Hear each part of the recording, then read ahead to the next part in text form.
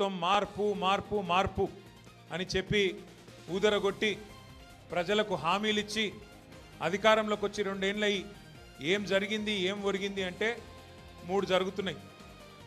కూల్చివేతలు, పేల్చివేతలు, ఎగవేతలు. గంతే. ఈ ప్రభుత్వం ఏందా అంటే కట్టే కొట్టే తెచ్చే అని చెప్పినట్టు కూల్చివేతలు, పేల్చివేతలు, ఎగవేతలు.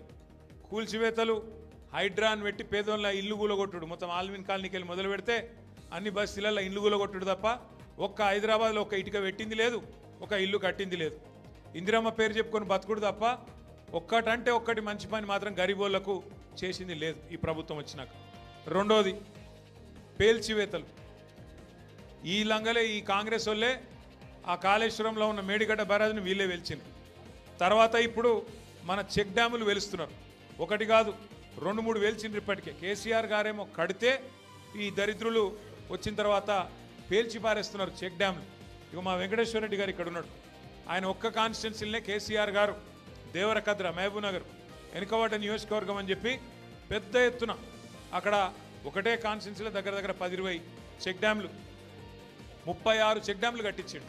వీళ్ళ ముఖాలకు కాంగ్రెస్ వాళ్ళు వచ్చినాక ఒక చెరువు కట్టింది లేదు, ఒక చెక్ డ్యామ్ కట్టింది లేదు, ఒక ఇటుక పెట్టింది లేదు. కానీ ఉన్న చెక్ డ్యామ్లను ఇవాళ బాంబులు పెట్టి పేల్చేస్తున్నారు.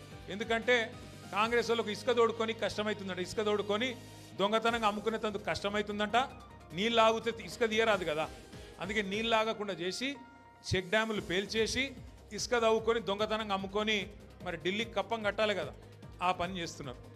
అందుకే మేము అంటున్నాం ఎగవేతలు, కూల్చివేతలు, పేల్చివేతలు తప్ప ఈ 2 ఏళ్లలో సాధించిందేం లేదు.